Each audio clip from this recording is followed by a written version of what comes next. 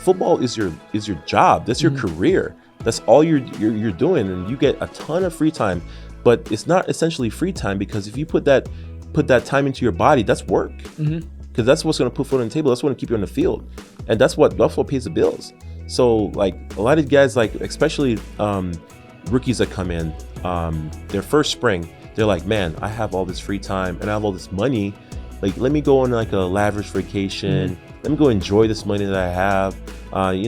Enjoy this new status that I have. But like, no, like honestly, bro, like you look back and you think about it, like you have your senior season or your last season in college. You go straight into training, preparing for the draft. You go into combine, senior bowl, or whatever collegiate bowl that you do, and then right after that, you go into rookie minicamp. Right from rookie minicamp to OTAs to vet minicamp to training camp to the season, and beyond to playoff. And fortunate enough to go to the playoff, you've been playing football for almost a year and a half. All right, everyone, welcome to another episode of the Myokinetic Podcast. Today we have an awesome guest, a good friend, great patient, great football player, and just representing the New York Jets. So like, I'm so happy to have him on this podcast, just because we get to talk on some really cool stuff about his upbringing, his journey, on and off the field, and who he is as a person, who he represents, which is more than just a football player, a husband, a son.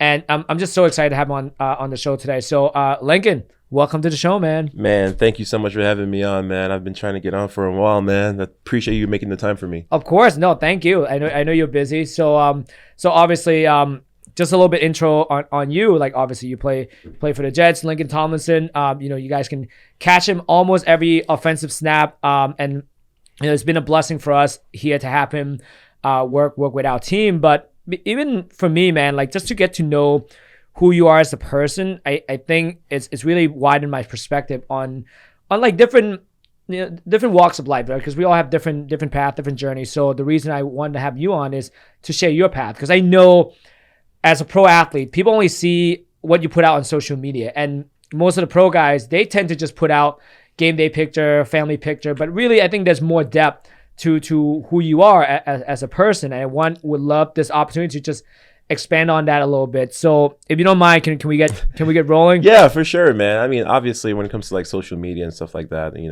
what the fans see, our interactions with our teammates, and when we play the games, that's what they they want to see. That's what they they pay to see. They come and watch the games. They want to see football players. But obviously there's much more to athletes when it comes to their personal life, what they're doing on their free time, if they have any free time, really, because this job is so demanding.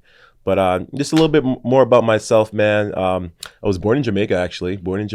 I came to the States in 2003 from Jamaica to Chicago, which was a huge culture shock for me. Yeah, a little more cold in Chicago.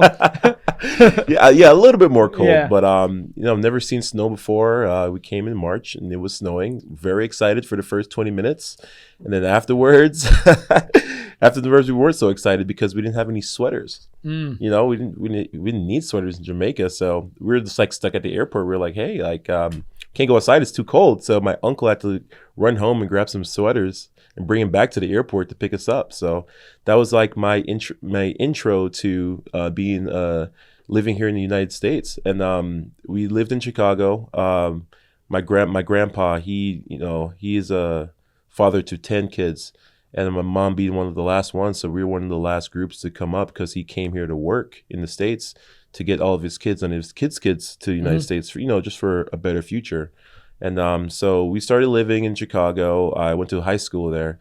I knew nothing about football, man. And honestly, it was just like very difficult for me personally, trying to adapt to like the school system, and just like navigating myself in Chicago.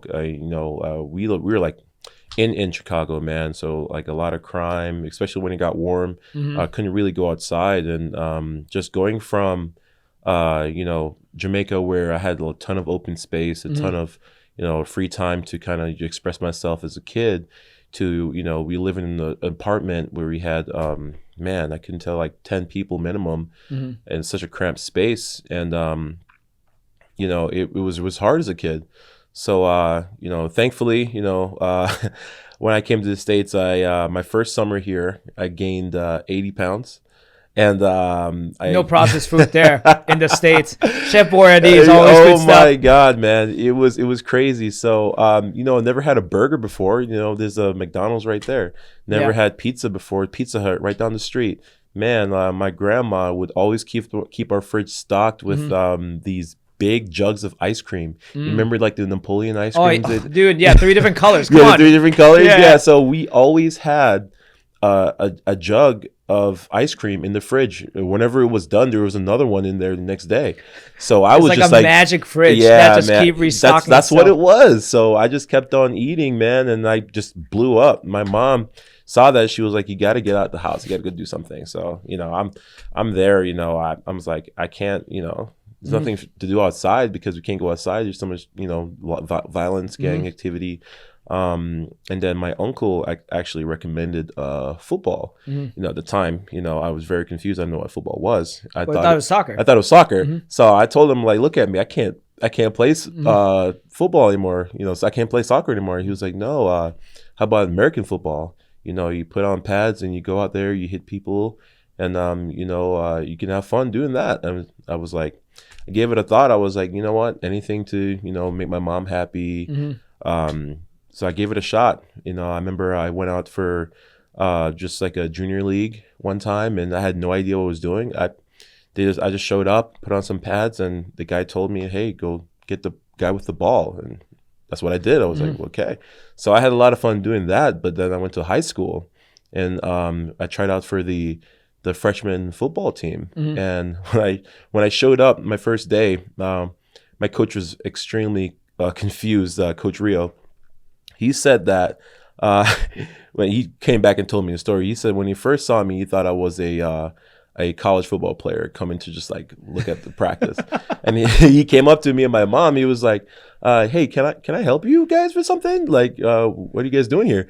And my mom just said, "My son's trying out for the freshman football team," and he was just like flabbergasted. He didn't know what to say. He was like, "Well, yeah, he's in the right place. When do you guys want to start?" I told him, like, "Hey, coach, I'm ready to go whenever." So he was like, "Yeah, you can start tomorrow. We'll get you the pads and everything you need. You can start tomorrow." So I showed up tomorrow, got all dressed in the locker room. Ran out, I was going over to the freshman practice, and my coach said, "Hey, no, you go over there." And I looked over, it was all these other big, football players. I was like, "Coach, isn't that the varsity team?" And he was like, "Wait, are you scared, son?" I was like, "No, sir." So I just ran over to play varsity football. Barely know what football was. And, I thankfully I had a lot of fun. I got beat up on a lot, but I had a lot of fun, man. And, that took me, ended up playing 4 years varsity. I was fortunate enough to get a scholarship to Duke University. It was, one of many scholarships I got. And, went there, did great, and here I am today, man, playing for the Jets. Man, I love your story, and I don't know if you noticed, but we have so many parallels, dude. Like I moved to the state in 01. I was 12. I don't know, how old were you when you moved to the state? I was like 11. All right, so we're again, similar thing, right? I moved here to New York, Nyack, New York. Very nice neighborhood, not like Chicago. But I moved here because my mom, family friends opened a Thai restaurant, and like, there's no Thai restaurant in a bad neighborhood. No. A lot of Chinese food. Yeah. Yes. But we were fortunate in that end. But I moved here during the fall. I've never seen leaves in different color ever. Really? And I've never seen the leaf changes. Yeah. Oh, never wow. seen that because it's the same. It's tropical. Right. Yeah. Yeah. Right. And I've never seen city in blocks because we live in like the mountains, right? Yeah. And like, It's city in blocks. What the hell is this? I remember the first meal I got was pizza. Because in Thailand, we had Pizza Hut, but we only go to Pizza Hut on like a special occasion. Yes. Yeah. So in Jamaica, we had KFC, but like nobody went to KFC. KFC was like literally like, it has to be someone's like 20th birthday, big anniversary. Wedding or something. Get some KFC, I'm telling you. Yeah. But like as a kid, we just never did it because we just like, you need money to do that stuff. And we just, didn't really want to do that. Yeah. And didn't eat beef when I was growing up. Really? Yeah, because I was Buddhist and we just don't eat meat. So when I first got here, my mom's like, yeah, you gotta start eating meat because that's all we have. So we went to like McDonald's, having McDonald's for the first time. Like it's weird, but now I'm like, oh, I still love a Big Mac. Every now and then he can do a Big Mac. The culture shock is crazy. So what I wanted to ask you, just to kind of go back to your childhood a little bit, what were your expectation of America before you moved here? What did you? Well, so like growing up, we'd always see like the movies, New York City, the American lifestyle, and I've always imagined America being just this fantastic place of just infinite opportunities, and that was like in my mind the American dream. Like you can do anything here. When I first came to the States and realizing what was around me, yes, there are infinite opportunities, but there are also a lot of chaos and danger as well if you don't know how to navigate yourself. And unfortunately for us, we weren't really equipped to navigate in the environment that we were in. I was extremely lucky, growing up in Chicago. I was fortunate enough to match up with a mentor, Bob Sperling. I did a mentorship program in my 8th grade, and quite honestly, he's been a family friend ever since. Him and his family opened up their household to me, and I was able to, learn a lot from him, like a father figure, really. My mom, she came to the States, single mom, 4 kids, and so it was extremely tough for her to, kind of get us in line, but also work to support the household. But when I met Bob, he had a son, Jared. He was my age. So I got to learn, about how to be a young adult in Chicago, how to navigate myself, how to take care of myself, how to take care of my business. Hands down, my mom, kudos to her, man. She made education number one, and Bob understood that. She was like, hey, like I'd go spend some time with his family on Sundays, and he was like, hey, the first thing you got to do, make sure all your schoolwork is done before I even say one word to you, before you even sit down and talk to Jared, before we have a meal. You go do your homework, make sure it's done, and then I can talk to you about just life or anything. So it was I thought at the time it was the coolest deal, man, because he had a son at the time, and I think it was actually beneficial for both of us because we can learn from each other, obviously with different backgrounds, but us being so close, and I grew up together. He actually lives here, work here in New York. I learned so much from his family, and I'm sure Jared learned a lot from me as well. It helped me a lot when I was going through high school. Helped me a lot, and his mentorship extended beyond the program, and till today he's still my mentor. I called him yesterday, just talking about football, life, being a father, anything. And he, man, kept my head on straight because my mom just didn't know a lot about what was going on in Chicago. Didn't really had the tools to educate me about how to protect myself when it comes to the crime, the gangs, the negative stuff that surround the city. So, but Bob really came in, and man, he helped me a lot. I owe him a lot of thanks. Keeping me in the straight path, because I've seen so many examples of just young adults in Chicago walking down the wrong path and involving themselves in the wrong type of people, the wrong type of activities, and I've seen extremely talented athletes, way more talented than I was, just never got a chance to fully express what they really could do because they just didn't pay attention to their grades or didn't put in the extra time into what they wanted to do versus what they needed to do versus what they wanted to do. So I gotta thank Bob a lot, man, because he kept me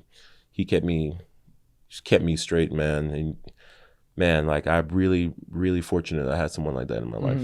I think having like a mentor or even have like a community really help like young people navigate through life, because life is tough, especially as a teenager, right? I mean, like I remember when I first moved here, like in the beginning, like my parents were home in Thailand, right?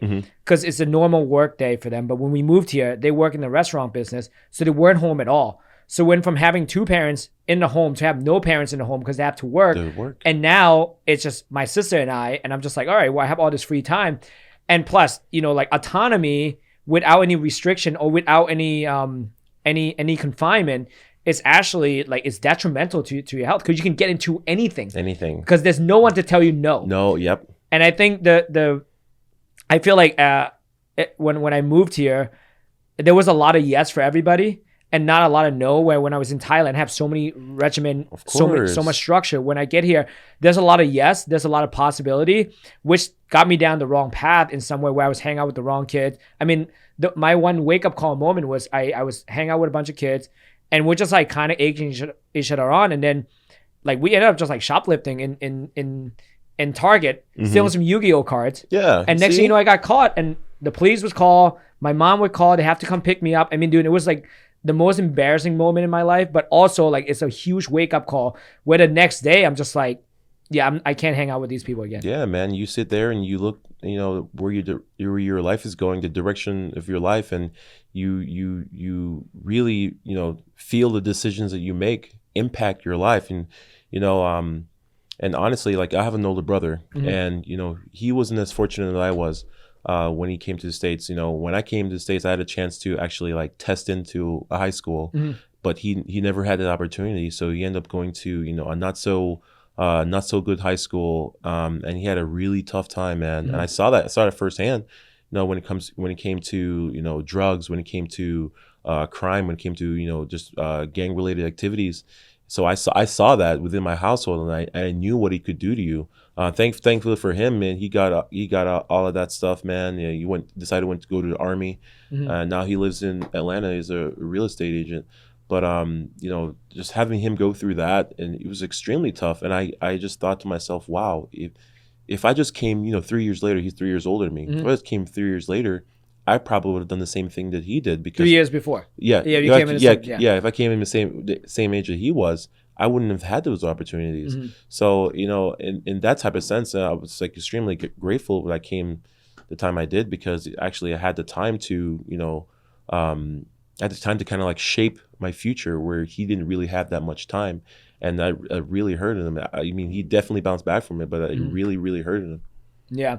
Well, let's talk about when you were kind of navigating yourself through like the whole new environment, new world, new country.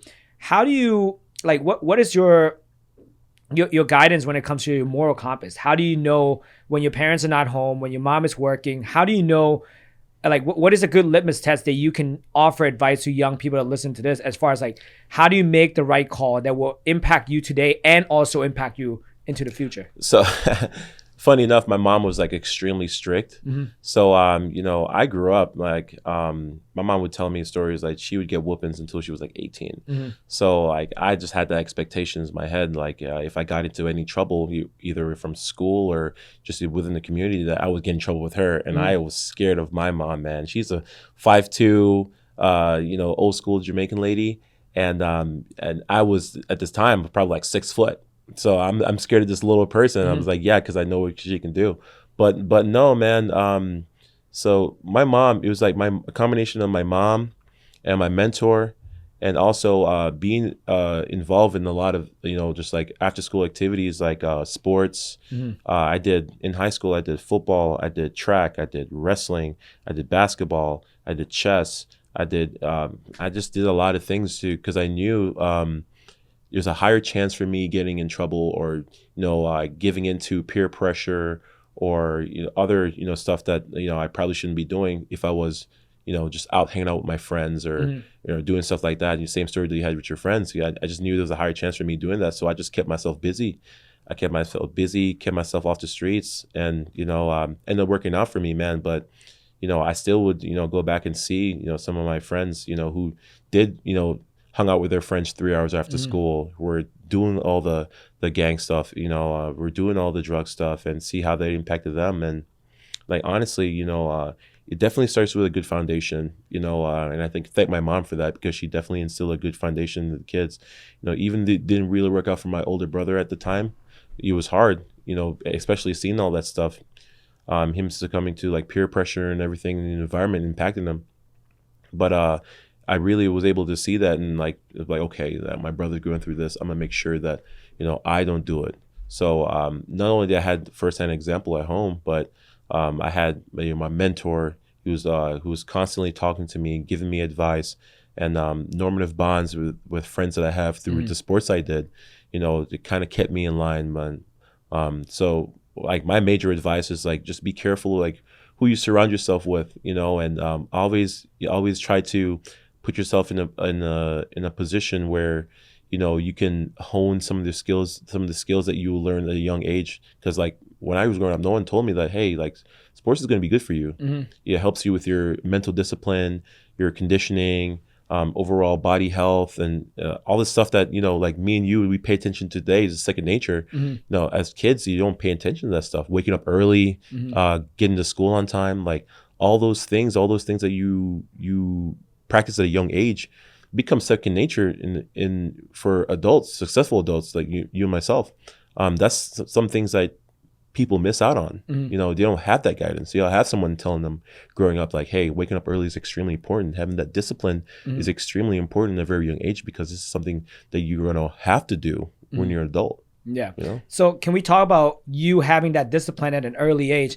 How did that help you throughout your college career? Because Duke is this damn close to being an Ivy League, right? So that's got to be a huge judgment for you as well. I mean, I have to admit, man, like my first semester at Duke was definitely a wake-up call. Especially coupling the stress of competing with all these other kids that came to school for just school. I was also a football player, and just having the time commitment to football and the time commitment for school, it was extremely difficult. And you actually have a real major. Yeah. So yeah, I double majored in psychology and evolution anthropology, and I also did pre-med at Duke. So I was in school, man. I was in school all year round. I did both summer sessions, and for the 4.5-5 years I was there, I redshirted, I was in school the entire time. So I really never came home because I was just always taking classes. So I think the point you brought up was really profounding, where you are competing on the field of someone who just their whole life is football. You're competing off the field and on an academic field with people who their whole life is all about school. Yeah. And I still remember this. Someone told me when I was in high school that when you get to college, especially a college like Duke or any Ivy League school, as a student athlete, there's four things. There is your sport, which for me was football. There is obviously your schoolwork. There is social life, and there is sleep. And as a student athlete, you can only really choose two of those. So when I came in, obviously freshman, all this free time. So socializing, I picked that. And then obviously football was a non-requirement. So what really hurt me in my freshman year was obviously sleep and my schoolwork. And I had a big wake-up call. I was like, wait, hold on. Like, if I keep on this trend, I might flunk out of school. At Duke, if you get an F in any subject, you're suspended. When was the wake up call? Was it like? It was like halfway, midway through my first semester. I was like, oh my God, like I have to hunker down, like seriously hunker down, or else I won't survive. Yeah, because the first year is all weed out classes. Yeah, it's all weed out classes. Yeah. All weed out classes. And I was fortunate enough to meet my wife my freshman year, and we first started dating. We became study buddies. So it's a classic. Yeah. Oh my God. So obviously the social life came to a minimum. I was spending a lot more time in the library versus just out and meeting friends and like partying, what freshmen do. And I was still doing well in football. So, but I'm still losing sleep. And, what was the fourth thing? So the social life definitely went down extremely a lot. And football was still there, but still lose sleep. And what was school? School was still very, very hard. So, but getting rid of the social life helped me a lot with school because I had the time to study. So I had the time to study. Me and my wife became study buddies, and we just kind of piggyback off each other because we had the same major. She double majored in psychology and biology. She also did pre-med, so we took a lot of the similar classes. But obviously her path is a lot different than mine because I'm also a football player. I have to have the time commitment for football versus, she's just there for school. So like all my pre-med classes I take over the summer. And they're accelerated. You get the 10 weeks. I took those. Those are not fun. Yeah. You take the 10 weeks. During the regular fall spring session, and you can't even digest those information, man. You're just studying to pass the test, and then next year you're like, oh, I got to go back and recall those things. Yes. That's pretty much what it was for me. But I just never stopped. Never had a break. Yeah. There's always this false sense of belief for young people, and this is my observation, is that you can have everything. And the older I get, I realize that you can only have certain thing that is actually meaningful to you. Right. So like you can't go out all the time and expect to do well in the field, expect to do well on academically, and expect to like have a good relationship with your partner. That's not a thing. I had a similar wake up call too when I went to Maryland. My first report card, I had 4 Ds. And I was like, at this point, I transferred in as a junior, and I took out student loan on my name to pay. So I was paying for my own education, and I'm just like, oh my god, dude, I'm literally just taking out $80,000 just to get these, and that's when I shut everything off. And just like you, I actually ended up forcing myself to get 3 jobs. Yeah, because I wasn't playing sport. I was like, if I work, that means I have to structure my day based on my work. If I work out, at least I can take care of my body, and then the rest I'll just study. And I mean, that's one of the things that we learn, going through something like that, is it forces you to be better at time management. So that was like the major skill that I learned my freshman year was time management. I had the discipline and the, kind of just like the foundation of discipline coming out of high school. But like the time management was a skill that you had to learn to be able to get everything done that you needed to get done. Not everything that you want to do. Like obviously you want to, enjoy your time. You want to enjoy your time with your friends. You want to enjoy the experiences that you have. But sometimes it's just not might be in the cards for you, to be able to do all that stuff because you're there for a purpose. You're there to get your degrees, right? Yeah. So like if you understand that sacrifice and you know where you need to go, you make the time to be able to do all that stuff. And that's just what I did. I realized at the end of my freshman year, I was like, this is the path I had for myself. And to actually finish both my majors and finish my pre-med requirements, it required me to go to school nonstop for the rest of the time I was in college. And I had to ask myself, like, can I commit to doing that, like to realizing that I won't have a break to go home at all, really? It may be maybe like a week or two every now and then between, fall and spring, but like I won't really go home at all to finish, my majors.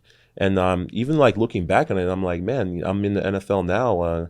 If I ever want to go to med school, I'm gonna have to go retake those classes anyway, but I still did it. And I know I could do it because that's how I manage myself. And you have more time. I have more time. Yeah. So I have a lot more time. Yeah. Talk me through about making that commitment, and how do you deal with that negative voice where you question yourself, like, man, can I even keep this going? Like, I'm not even good enough. Because we all face it. We're all human beings. Of course. How do you deal with that on So, I mean, like, obviously with the stressors of, performing in the football field, it was extremely tough. And I'm still competing with all these kids who are coming in to get good grades in school.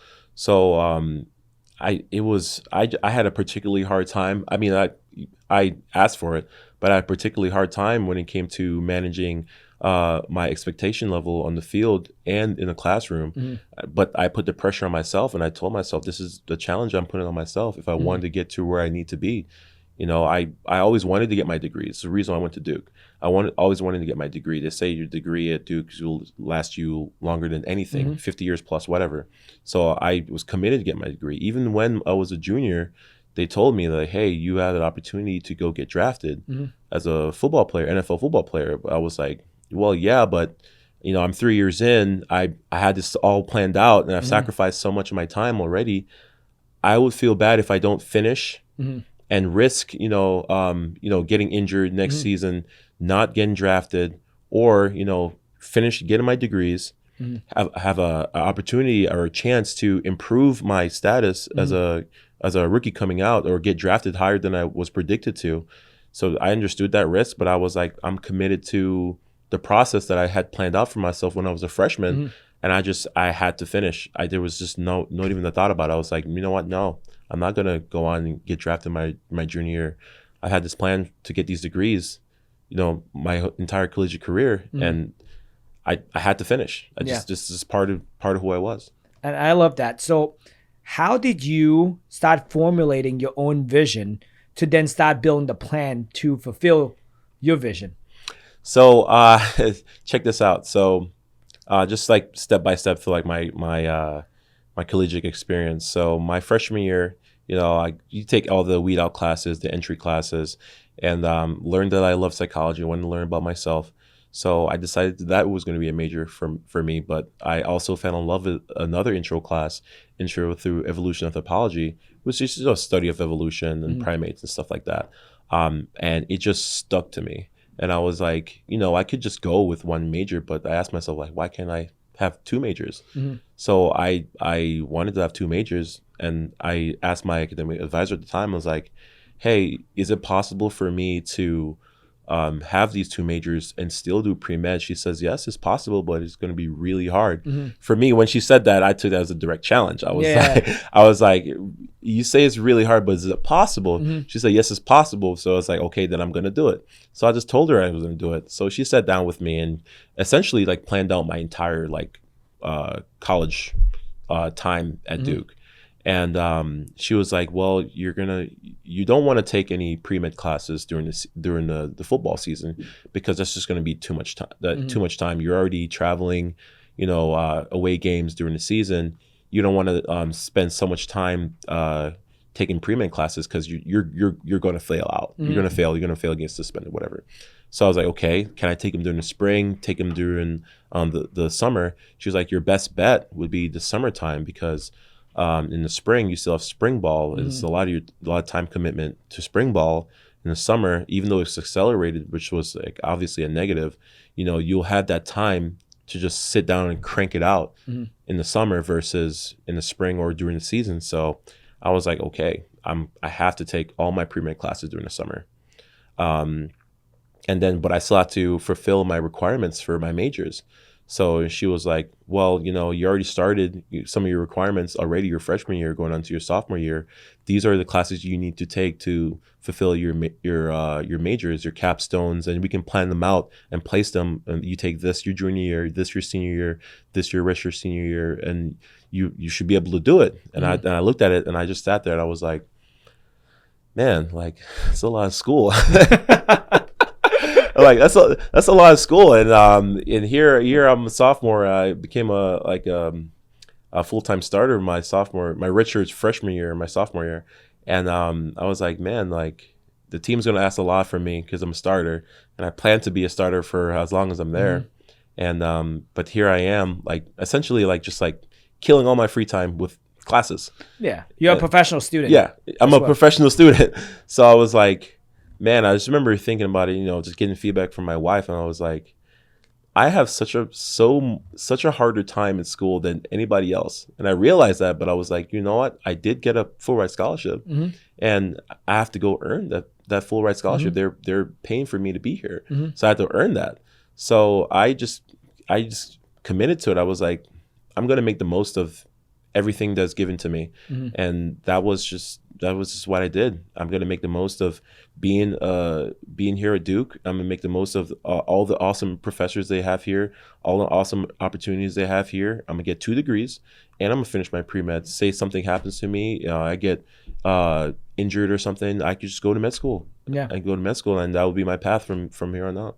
I love that you always have like a plan B, right? You're thinking it through, where life doesn't stop with just one plan, because it never goes your way. No. Like I can't recall when things go exactly the way I wanted. Never happened. And I also love the fact that you utilize the constraint that was placed upon you. And I think you and I talk about this, and like in the concept of weight room and stuff, like, because the resistance that we put upon ourselves, and that's what makes us stronger. Yep. The constraint you push upon yourself to get double major, to go pre-med, to earn a starting, like those are constraints that actually make you grow as an individual. And if anything, I mean, like I'm looking at your shirt, because we're both anime nerds as well. It's like going to like the hyperbolic chamber and just train super hard. Oh my god! And then you come out a You whole just, different like, a person. whole different person. Right? I always go back to this old Kobe commercial. I don't remember this where when Kanye was like, oh, I have reached success, and then Kobe's like, well, have you reached success on top success? Mm-hmm. Or when he say like,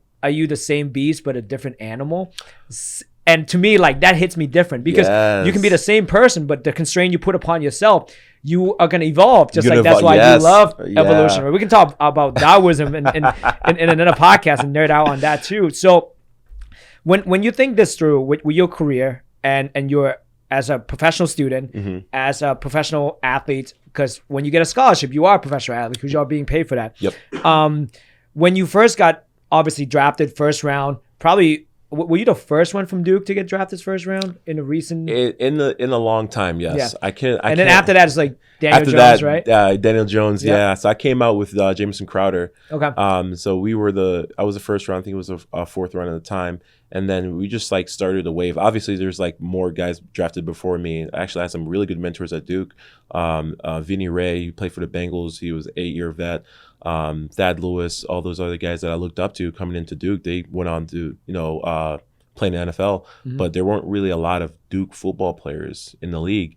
And, my senior year was when, we really started putting Duke back on the map, man.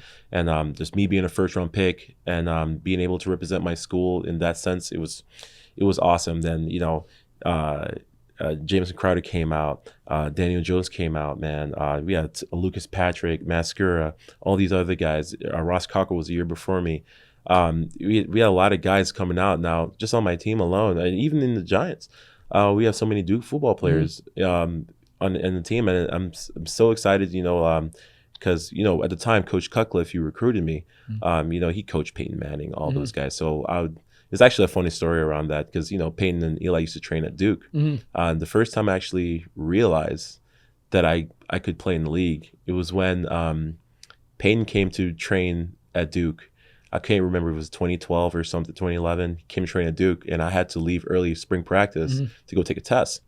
So I was going through the locker room, and, he was there changing, and he turned around and saw me. He was like, "Whoa there, big fella. I like to have someone like you blocking for me one day." And I was just like, wow. Amazed. I was like, oh my God, I'm going to play in the league. Because here's essentially a Hall of Famer telling me that he'd like for me to block for him. I mean, he could be joking, but I took that so to heart, and I just took a run with it. I was like, man, Peyton Manning says he can play in the league. I can play in the league. Yeah. So this is a really cool deal, man. Duke was a very special place for a lot of young athletes. Not only in the sense for football, but like in all avenues. I still have teammates of mine who went on to be doctors, finish up their PhD program, their residencies, and they're all living, having fantastic careers, not from football, but it's what you learn from being a Duke, I had even though it was particularly tough, like I enjoyed the grind. I enjoyed the process there. And, will I ever take those classes again? I might have to, but, it will all be worth it, man. Yeah. I mean, I love looking back, especially in my life, is the time that I always reflected on is always the hardest time. And it's the hardest time that actually made me who I am today. And so I do my best every single day not to run away from the abyss, to actually run towards it and then go through the whole process, refine the whole thing over and over again. But even for you to be drafted first round, most people would look at that like, man, that's an accomplishment. You can, you can just call it a day. Everything is good. For you, how do you keep yourself to evolve to the next level? Because, once you get to the top of the mountain, you realize there's another mountain you have to climb now. Right. So how do you keep motivating yourself to do so? So check this out, man. Being drafted in the first round was, I was extremely grateful. I mean, here I have the opportunity to essentially take my family out of poverty. And, I was just so happy to make my mom proud and honestly to have my grandfather's dream. He wasn't alive at the time, but my grandfather's dream realized, of actually, achieving that American dream for my family. And, but looking back, man, my path was just only beginning. Being a rookie in the league was definitely eye-opening. Coming in, I still had those foundations in me, the discipline, the time management, but it was a whole nother ball game. The speed of the game, learning the different playbooks, and it was eye opening. But I told myself like, hey, like I have the physical attributes. Now I just need to properly apply myself when it comes to learning my technique to be able to play in all these games and be a successful football player. So I realized that at a very young age. And there's other things that we can talk about too, especially the trend where the league is going right now for young offensive linemen. It's so tough now because developmental wise, we don't have a lot of times when it comes to like guys who played back in 2005, 1990s, when they have the game is much faster. Yeah. Oh my God, it's so much faster now. I mean, and I'm trying to get past that learning curve, but it was very tough as a young player. Like they say the average lifespan of an NFL football player is what, 3.5 years? And I was just like, man, like there is a weed out when it comes to being a rookie in the league, and you have to put yourself that much more ahead of everyone. So I told myself, like, what are the things that are going to separate me as a young football player when it comes to all these other guys? What's going to get me past that 3.5 years? And it really just came to just mastering my craft, man. And the same skills that I learned at Duke when it came to time management and I prioritizing things that I needed to do, I just applied it to football. And it ended up working out in my favor. I was fortunate enough to get traded to San Francisco 49ers, where I feel like they did an amazing job of utilizing my talents. And I was fortunate enough to participate in the 2020 Super Bowl against the Chiefs. It didn't turn out the way I wanted it to, but just that the path to getting there, man, is invaluable. Like the lessons that you learn just going through that season alone, like you can't measure it with anything. So, I was having the opportunity to come here to play for the Jets and be working under Coach Solomon. What an amazing opportunity. And now, this coming season, having the opportunity to work with Aaron Rodgers, a Hall of Famer himself. I mean, like, what can you ask? What more can you ask for, really, as a football player? So, the path never really starts off the way you want it, but if you're honest with yourself and you put in the work and you put in the time, man, you can reap the benefits of whatever position that you're in. I mean, for me, quite honestly, I can tell you, like, my first couple of years was not good. I didn't really see much growth between my first and my second year, and I struggled a lot. But I went out, I sought guidance. I met up with a mentor of mine in football, Jackie Slater. He played 20 years for the Rams, Hall of Famer himself, and I started learning from him.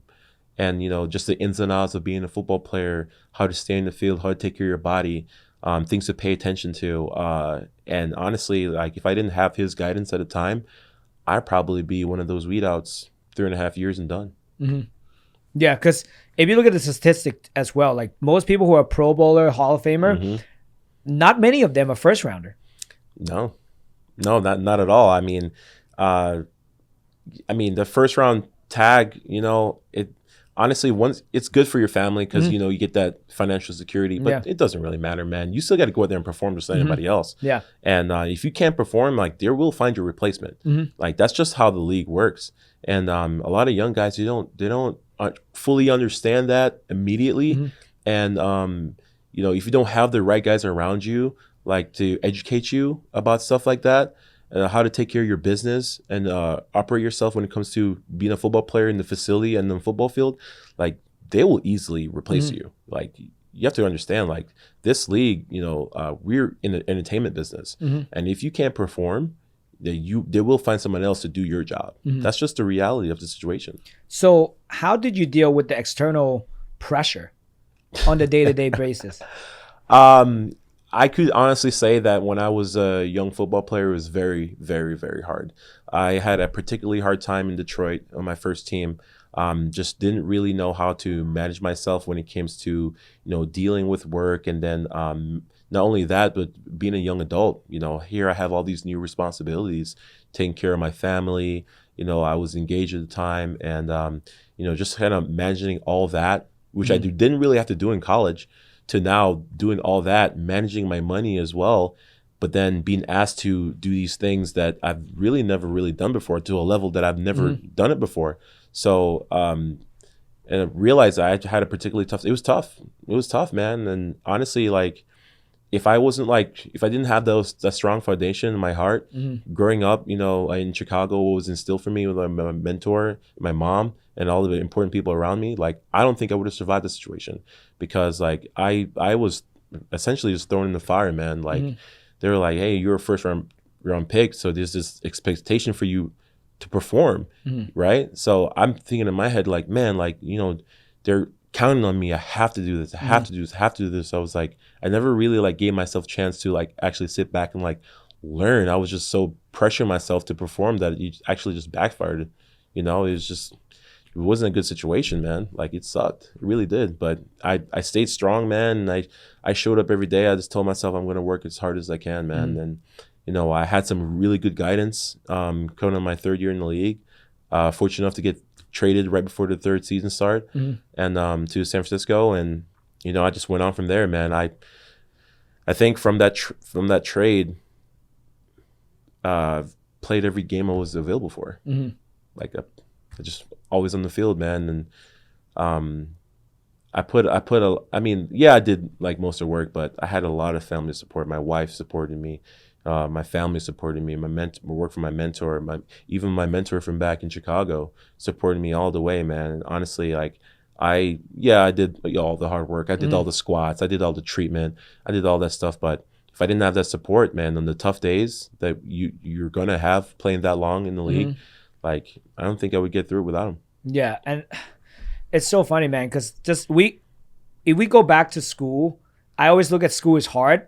But it was so straightforward because it's a clear path. Yes. You just have to follow. I just got to get A in this class, then I go to the next class. But when you come back, when I got my doctorate, I'm in the real world, like you, where I have to manage my finance, student loans, all that stuff. I'm like, what is going on? It's so much harder. I'd rather go back to school. Yeah, where everyone just outlined your path and all you have to do is just do it. Yeah. It's not like that. I can see why people become a professional student for life, just because it's so much easier to just navigate the world through that way. Because like, oh, hey, here's the next step. Yep. Oh, by the way, here's the next step. Yep. Where like, running a business, building my craft, being a PT, learning new skill set. Like these are just different variable, and life kind of throw you variable. And like they throw a whole kitchen sink at you. Yeah.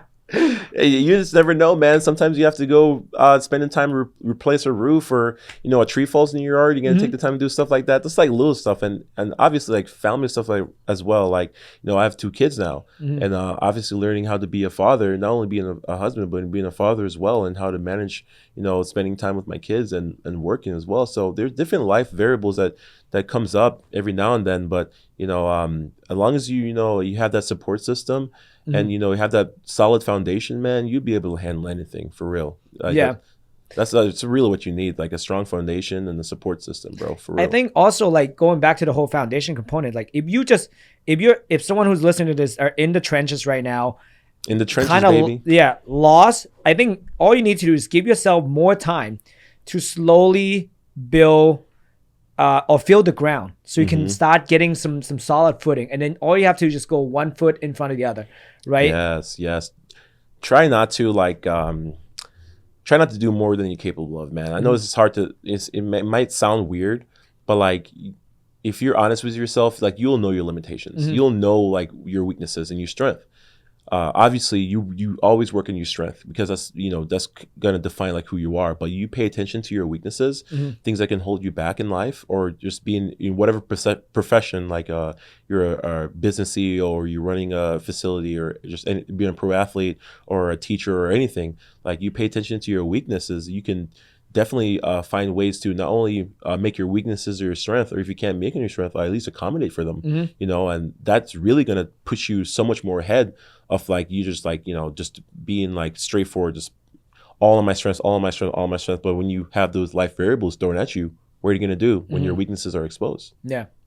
So it's tough, man, and being able to manage all that stuff, and not like some stuff happen to you, you might not always have the help that you need to get through it, but sometimes you have to like just trust yourself and be like, hey man, I have faith that I'm going to get through this, because I've built this solid foundation that I have, and I just know that what I'm built of is going to get me through it, man. Like for real. That's kind of how I saw my first couple of years in the league. I was just like, I'm built for this. You know, like my whole life has been preparing me for this moment. Everything that I've been through in my life, moving from Jamaica to Chicago, going through that culture shock, you know, learning to navigate in Chicago, going through the hardship of being a student athlete in college, learning about myself, time management, discipline. Everything's prepared me for this moment. So I just knew I was going to get through it. Still hard, it's extremely hard, but I just knew I was going to get through it because of, you know, of how what was made of, man. So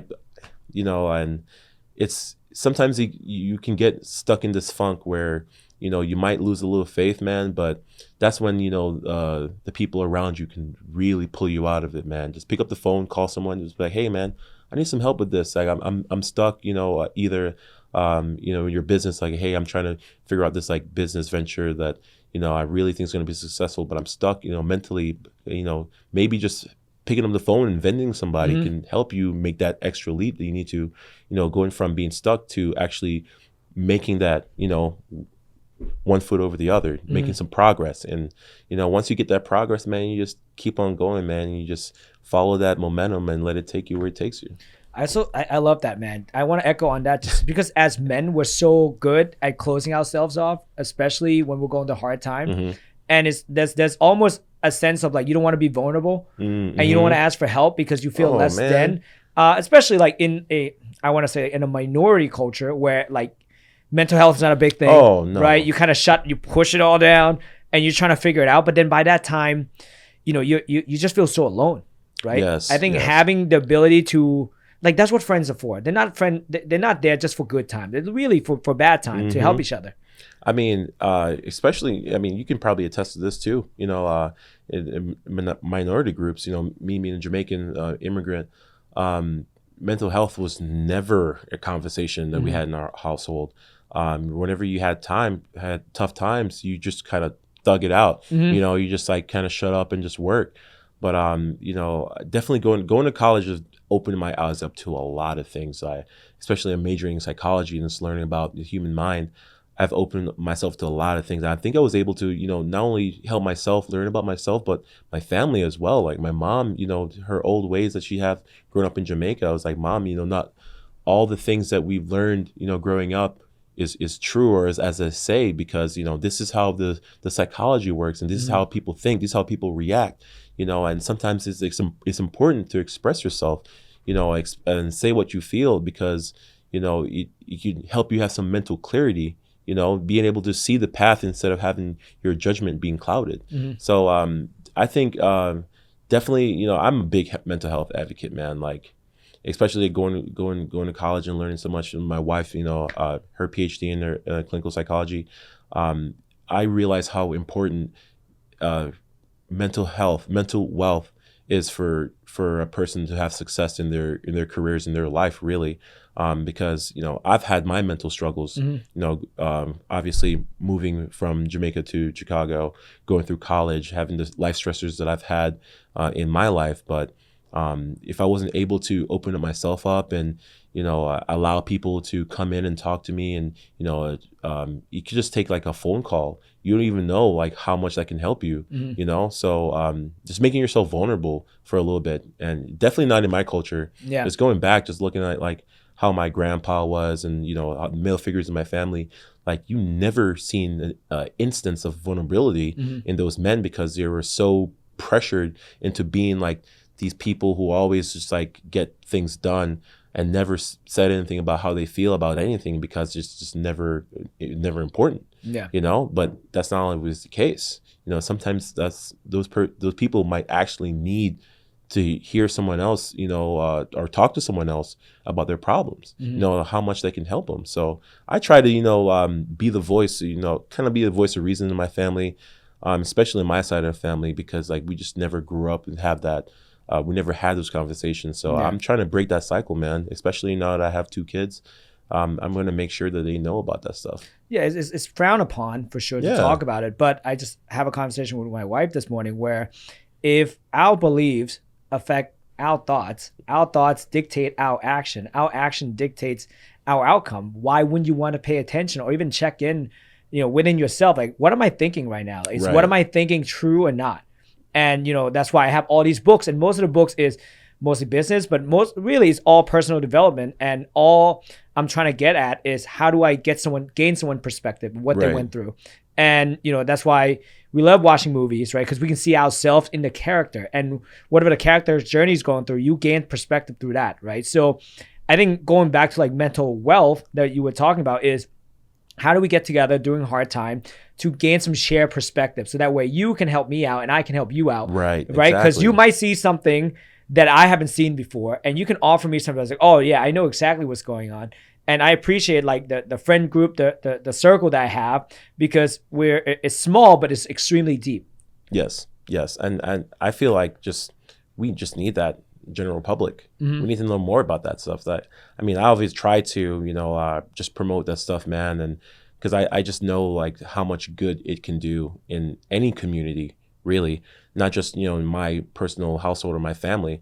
So I try my best, man. And especially when it comes to like teammates and stuff like that too, man, I always try to talk to teammates, make sure they know that I'm always like, just like available for them, like whenever they need someone to talk to. Could be about work or, just whatever life stressors they have in their lives. Because, I used to be a young football player who went through those life struggles. And, I've had those one or two veterans that I could talk to, and help me through some of those problems and solving those problems when I was navigating as a young player. So I know how valuable that having that extra person can be when it comes to someone like seeing clarity in their life, or just staying on the right path, because being bottled up so much and with your emotions, it's never good for you, man. And honestly, like, you can convince yourself to do just a bunch of stupid stuff, like destructive stuff when it comes to like your career. Like, say like, man, like just talk to someone, man. Form a normative bond with people. Don't be shy about your feelings, especially you're in a tough sport. Like, football is a tough sport. It's a man sport. Like, people pay us to see like men, but like, honestly, behind all that, I'm still a person, man. Like, I'm a father, I'm a husband, I'm a son, and I'm someone who has feelings, right? Like, I'm gonna feel a certain type of way when it comes to things that happen to me and happen to the people around me. Like, I'm still affected by that stuff, but that's the type of stuff you don't see on Sundays. Yeah. You'll never see on Sundays, because I'm also an entertainer. Yeah. And I think that's come with the job, right? You knew that going in, and I think the way that you set up your structure, the support system for you to go through it, I think that's extremely important, because no one can go through life alone. And I say this, that's why community is huge. Having the right spouse is extremely huge. Yes. And having the right team, the right people that like, because people who like, it's not just your voice that influences, it's the voice of other people. If you hear the same thing over and over again, you're going to believe it to be true at some point. And if you believe that to be true, you're going to act accordingly. Yes. Right. And just to kind of like give some sage advice, that's why I have you here. What is something that you're doing now you're going through? Is this year 8? I'm going on my 9th year. 9th. Okay. 9th year. almost year 10. Almost. And once you go, like, what is something that you're doing right now to give you the best opportunity to make it to a double-digit career in the NFL that you didn't do when you first started? Man, there is a lot. I mean, just like taking care of your body, man, when I first got in the league, man, I had no idea what rehab was. Some people would say like, hey, like, you got to like jump in a cold tub after practice because it'll help you not feel as bad the next day. I was like, can't I just go stretch or like whatever, get ready for practice? Like, I never knew like how that could affect my body. And just listening to some of the veterans at the time, they're like, hey, like, you need to get massages every other week or twice a week, whatever. You need to get a massage. You need to go see a chiropractor. You need to see an acupuncturist. You need to do this. You need to do that. I was just hearing all this information. I was asking myself, like, I never had to in college, so why would I do it now? I learned that with the amount that was required for me was going to have repercussions on my body, and I myself was I had this physical characteristics where I would say my body type, it could be extremely dynamic, but the way I saw it, the way I grew to see it, was like it's also a double-edged sword. Like, the more I put out is the more that's going to happen to my body. Like, the more the more work, you go put into your craft, the more your body's going to get jacked up. So I really delved into, like I say, my third year in the league, I really delved into a lot of the rehab stuff, like massages, started getting massages, started doing yoga, but not only help with your body, but helps with your mind as well.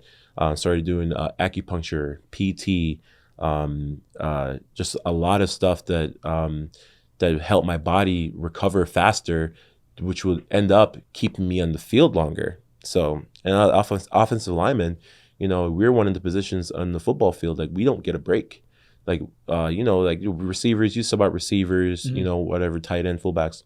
But offensive linemen, we are on the field 100% of the offensive snaps.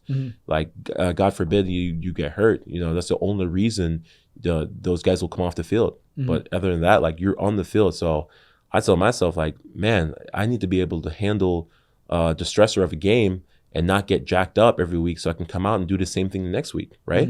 So I started paying attention to my body my third year in the league.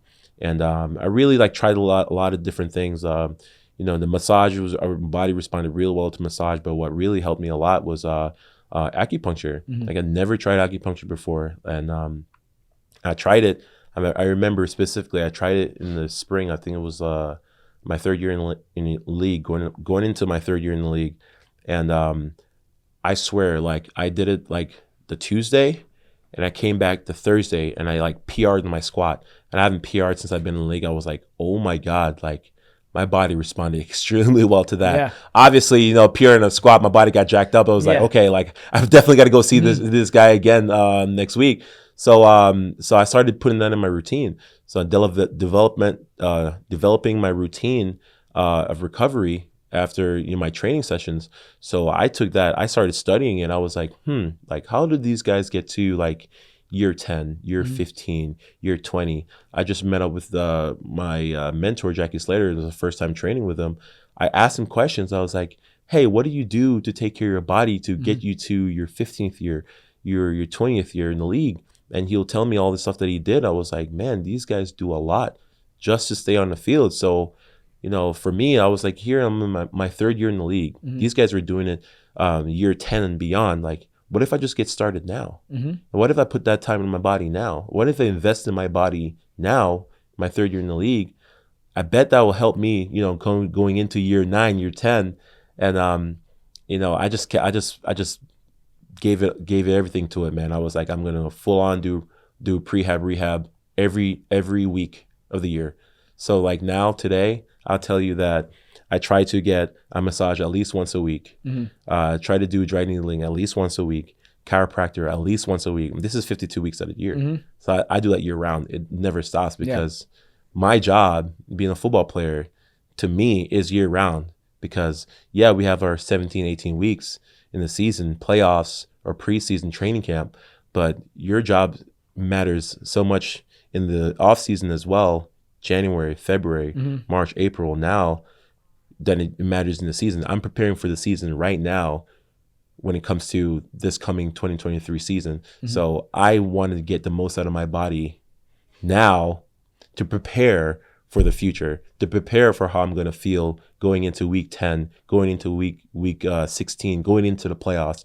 I want to prepare for that feeling and not have my body be in such a bad shape where I not be able to perform at a high level, in the postseason and beyond, man. So, because I've been to the Super Bowl before, and I've realized like how much strain that puts on the body. Extra playoff extra weeks games, is different. Come on, man, it's no joke, bro. I mean, just the physical toll and the mental toll, and I played every snap that year. So I was like, man, like that it takes a lot of the body, but if you pay attention to the little things, in your free time. I still do all my stretches, but man. Oh, and now there's an extra game. Now there's an extra game. And you have an extra preseason game.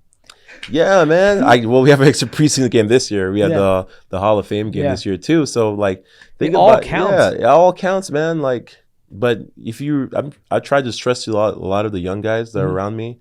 I was like, look, man, like start investing in your body now, and trust me, like I don't care. Like, don't really like everyone have their own situation. Like, don't let money become like a like a dire factor when it comes to you investing in your body, because you will get that back. You will get that back. You being able to stay on the field, you'll get that money back. People will see that, and people will respect that, and people will pay for that. Yeah, it's dude. I've been saying this concept for so long, because again, off season is when people wants to go to DR, they want to go on their booze cruise and all that stuff. But really, that's when you have to refill your gas tank. Yes, and extremely important. And what I appreciate about us start working with you is you came in like, hey, Monday, Tuesday, Wednesday, this is what I do. Yep. And right before the game, here's what I do. Yep. This how can we work together? We're like, all right, we'll come in here because you already have your routine set. Yep. Another thing that people, like normal people, don't even think about this, not even pro athletes, which is mind-boggling to me as well, because being a professional athlete, that's how you put food on the table. And like normal people, like the financial industry does a really good thing where like, hey, you got to invest your retirement, take the money out now of your paycheck, put into your 401k. So by the time you're 65, you get all this money. You don't have to worry about that. But what about your body? Why don't you invest into your body? Have a future 401k for your health. For what your will health. your yes? What's your knees gonna feel like by the time you're 65? Yep. Let's say you have $1 billion, but you can't walk. What does that mean? What does that mean?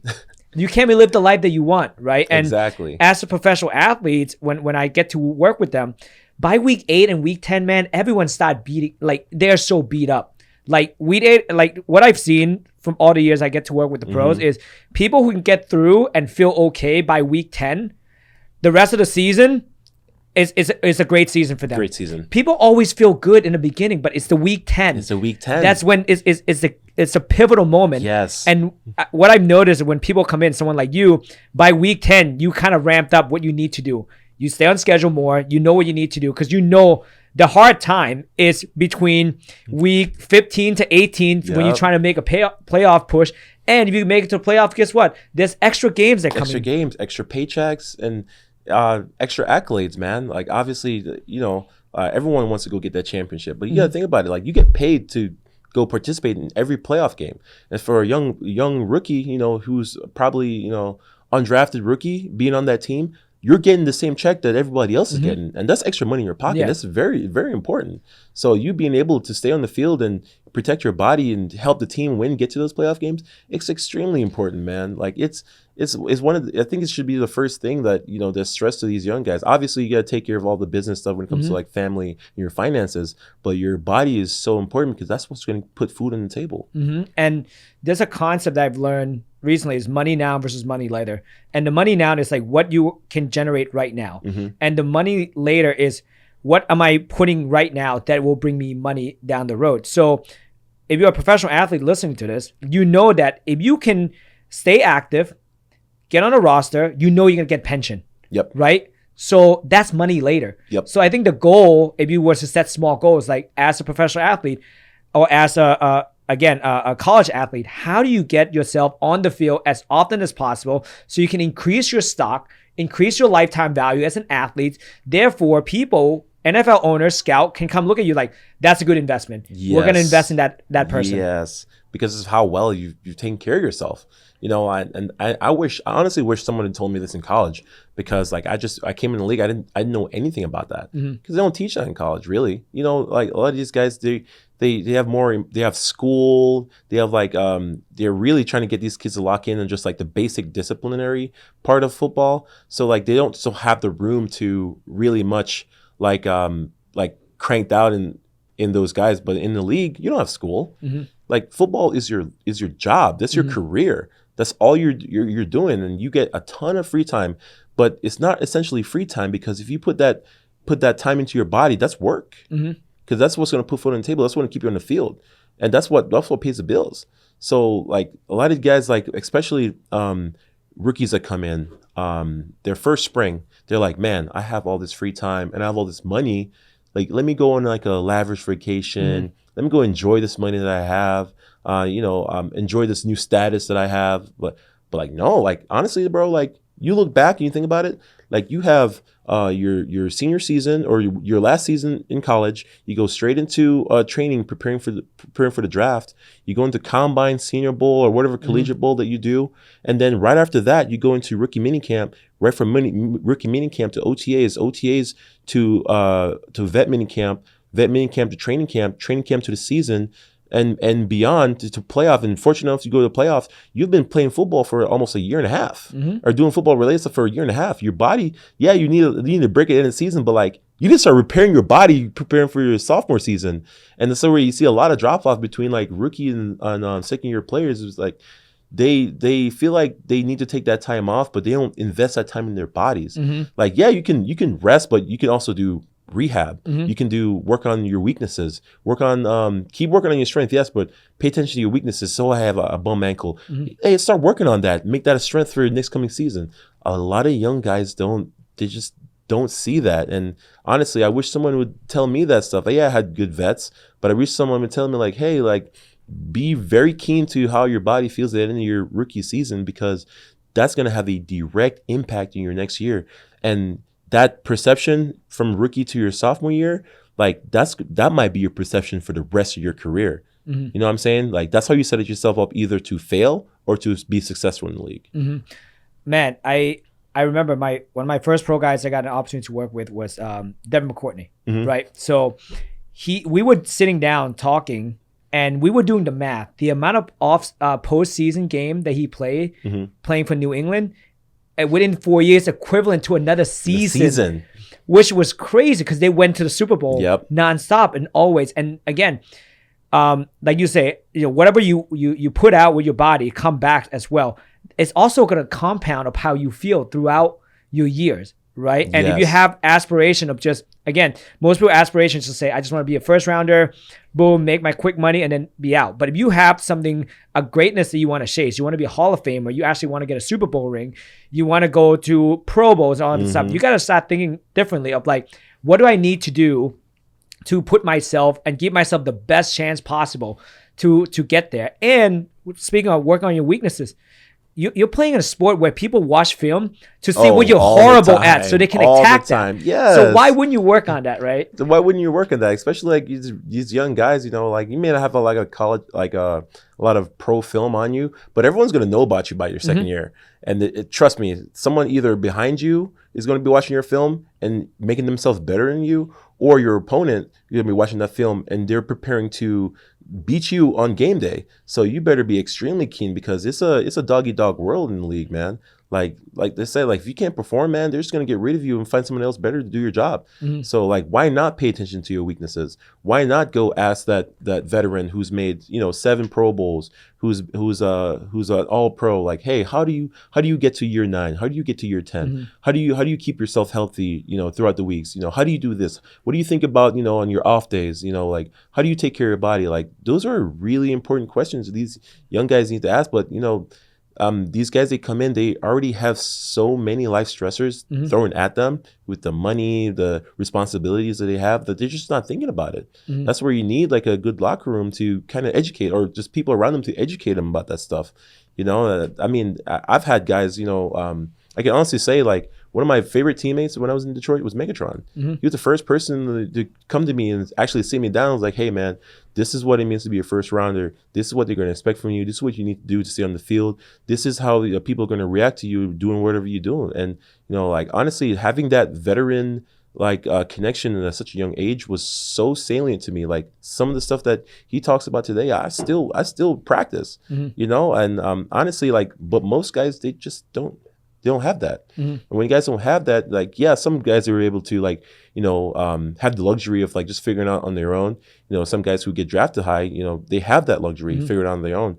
But say if you're a free agent, you come in and you sign a rookie minimum deal, and you're coming out, you might not get that luxury. You might not get much time in the field. You don't have to go earn your spot in the field. And if you don't get some of those, if you don't steal some of those information, I call it like stealing information. If you don't steal some of the information from the people around you who are trying to help you make the team better, like, you might get your chance. Yes. Like, hey, if someone gets hurt, you go on the field for 5 plays. That's your job interview.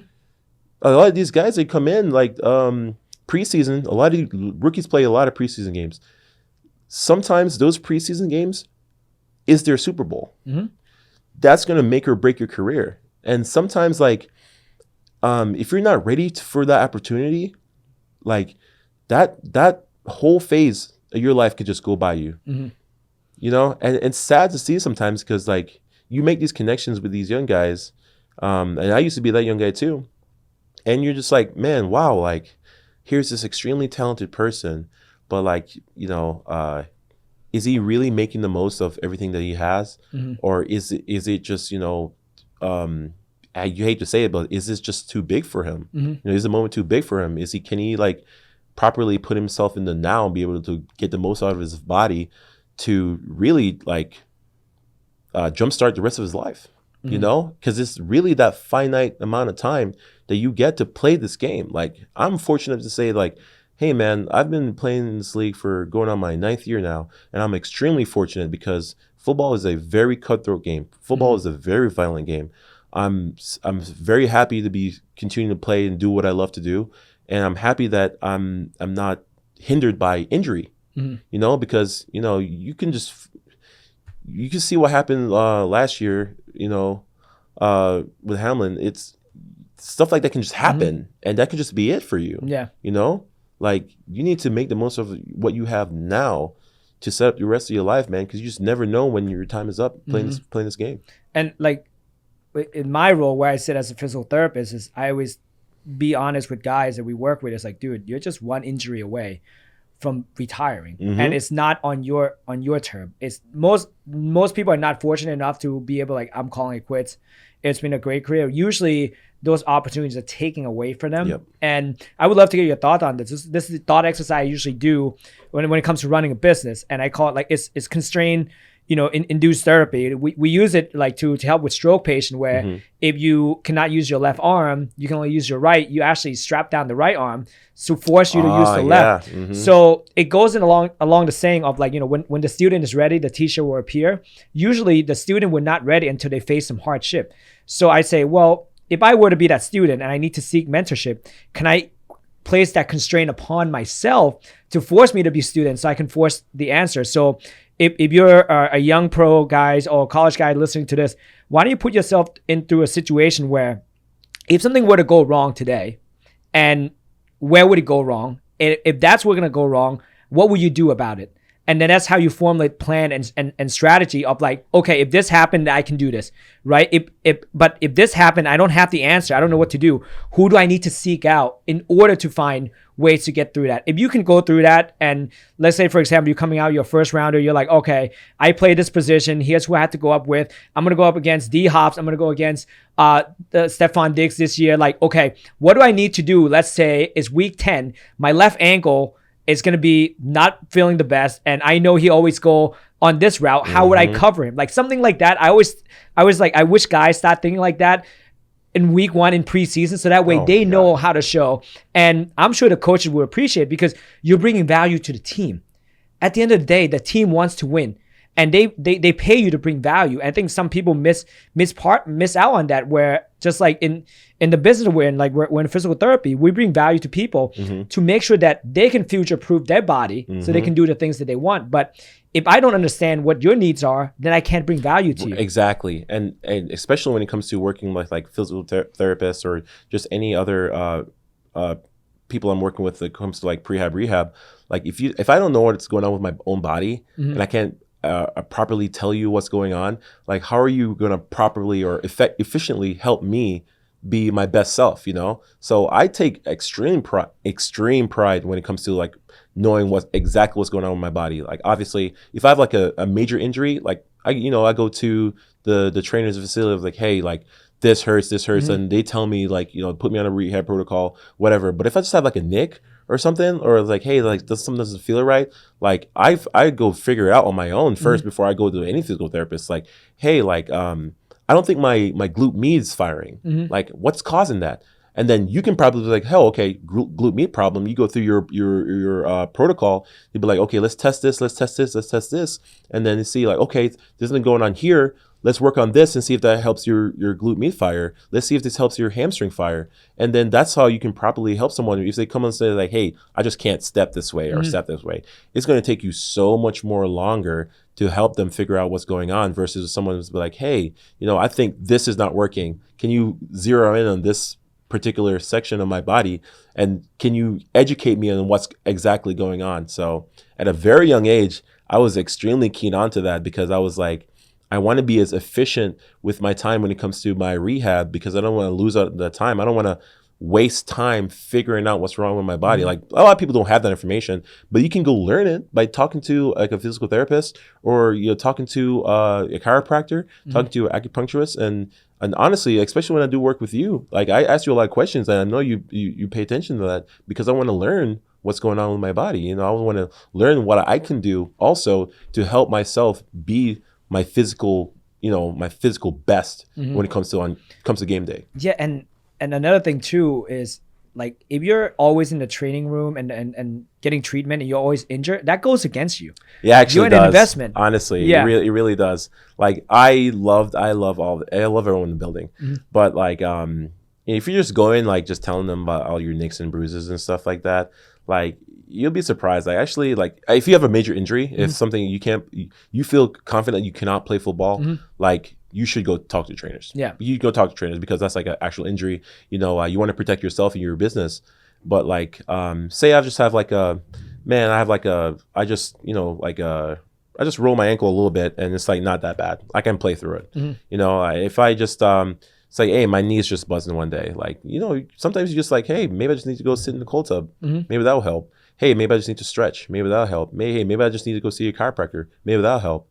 Like, you report like all your injuries, they're gonna have a whole list of it, like small stuff, and I'm like, man, this guy gets hurt a lot, and he doesn't know how to take care of himself, stuff like that. Like, and then when he comes back to you, it's like, man, this guy gets hurt a lot, and they comes to you for you to sign to another team or re-sign with your team. Like, this guy gets hurt a lot, and it's like a lot of his injury report, because it's put it on a report, and you get to see that. You see that report, they send it to you, and then every year you get to see all of your injury history.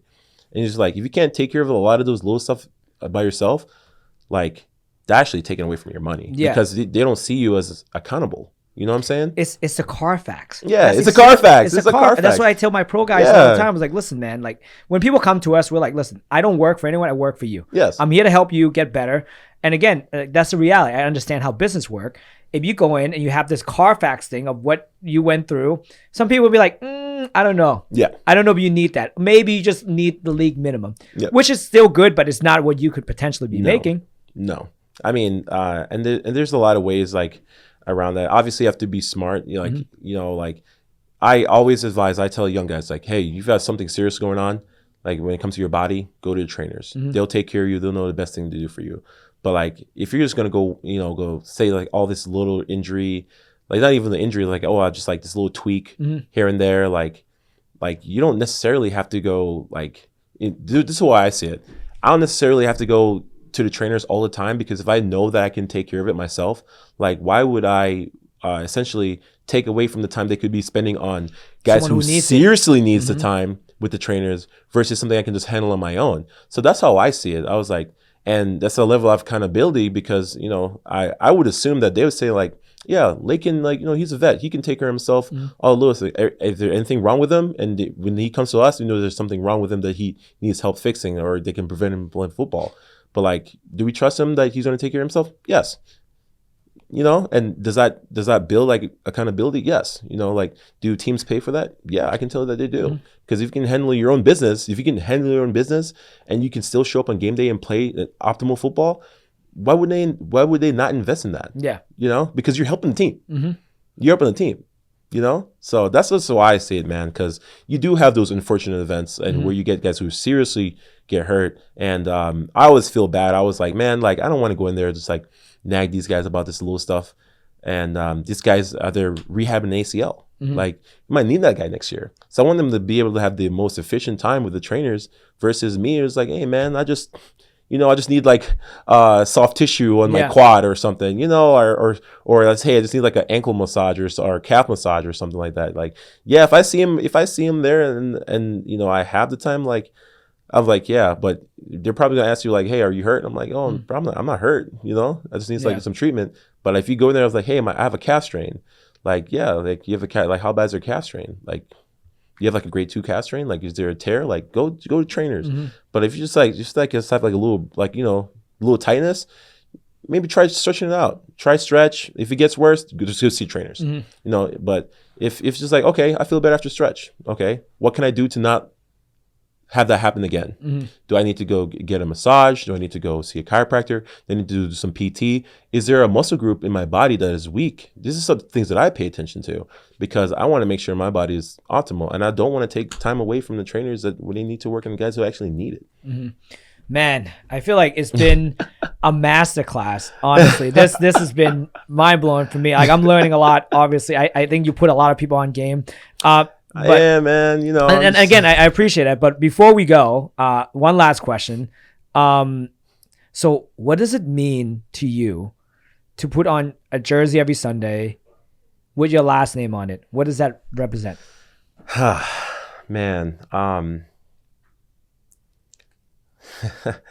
man, it's for me, especially on game day, it's always been different for me on game day versus any other day in the week. Like for practice, I have a way I go about practice. You know, like you see me outside like the football field, like you say like, oh man, he's a nice guy, whatever. But like on game day, man, I don't know, it's just something real special about game day. It's like everything that you've done to this point in life is preparing for this next 3.5 hours, 4 hours of the game that you're about to play. And when I think about that within myself, just on the totality of my life, bringing myself to that moment, it brings about like, it's kind of, I don't know how to describe it. It's like a transformation, really. And I just have this like supreme confidence that like no matter what happens, like I'm going to give it my all, and I'm going to enjoy every moment of that. And then putting on that jersey is a part of my transformation.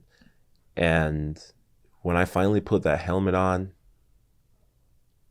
and I run out on the field, I'm like this different person, man. And man, it's hard to describe because like I'm describing like more internally, but I'm sure my teammates going to tell you like, it's really not me, honestly. It's like a transformation, really. It's like an alter ego. It's like Bruce Wayne putting on the Batman mask. Exactly, man. And I just become this different being, man. And I just go out there and just go beast mode, bro. Like it's one of the best feelings. Like no matter what, if I had a bad week of practice, good week of practice, no matter what, man. Once I put the jersey on, once I put the helmet on, I get this feeling, and I just let it take over. Yeah. I love that, man. I appreciate that a lot. So obviously, you and I can talk for like another 3 hours. I feel like we really we didn't even scratch the surface. Like I mean, I think maybe next podcast we can talk about philosophy, we need to go into anime, man. I know, like that's the anime shirt. I mean, last question, top 3 animes, go. Oh man, I gotta say Dragon Ball Z. Have Okay. to. Another underrated one. Man, I feel like people gotta see. The underrated one, Yu Yu Hakusho. We talked about this. Yes, Yu Yu Hakusho. First season's the best. Oh my god, so good. And then like I'm gonna go off the norm here. I'm gonna say a Death Note. I was gonna say Death Note. Yeah, Death Note. Mm-hmm. Extremely underrated when it was written at the time, the manga and the anime. Obviously, I'm into psychology. Yeah. So that was just right up my alley when I was watching it at the time. Yeah. And man, I say if you haven't seen Death Note, go see Death Note right now. Watch it in its totality. It's an amazing series. Mm-hmm. Man, I love it. I wish they made like a part 2. It was anime chess. It's anime chess. Oh my god. And you know, like animated how they make everything so dramatic. Mm-hmm. Oh, it's like a psychological thriller. Yeah. It was easily one of my favorite where like it's only 2 seasons. After it's done, I'm like, yes. I was like, I want more. It was really good. That definitely is anime I've watched like several times over after I finished it. I think I watched it like maybe like 5 times. Yeah. I mean, we talked about anything with any sort of tournament. The live. Oh, yeah. The tournament power. Tournament power. Yep. Anything with Dragon Ball Z, especially with the Cell Saga. Oh my God, Cell Saga, even Buu Saga. Yeah, Buu Saga's good. Buu Saga, there's such a big gap between like the Buu Saga until like Dragon Ball Super that it was just like, you know, they had like GT, but like nobody count GT. Yeah. But like I just missed Dragon Ball so much, and I remember, you know, growing up in Jamaica, coming home every day 5 o'clock Toonami, you know, watching DBZ, and I just it's DBZ is such a important part of my childhood.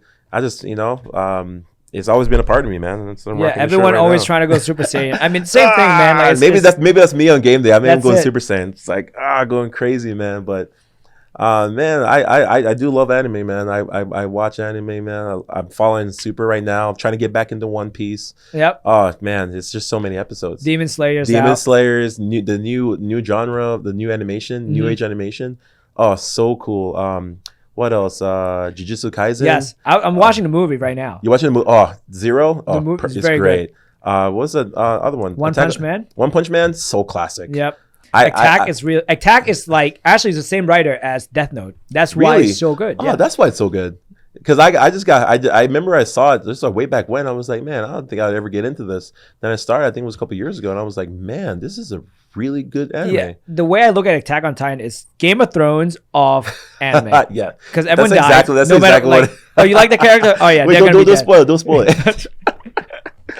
Oh man, we could talk about that all day Yeah. too, man. So listen, dude, I really appreciate your time. It's been, I mean, it's probably our longest podcast yet. So all right, whoever come on next has a big shoe to fill. We have to do a part 2. I we will appreciate definitely do a part 2. the master class, which is this podcast, what it is. I think we can probably turn this into like a lecture in some way. But Legan, man, thank you so much. I appreciate all the wisdom that you share God. to all our listener. And again, looking forward to see you on game day and just crushing it again. Thanks, man. I appreciate it.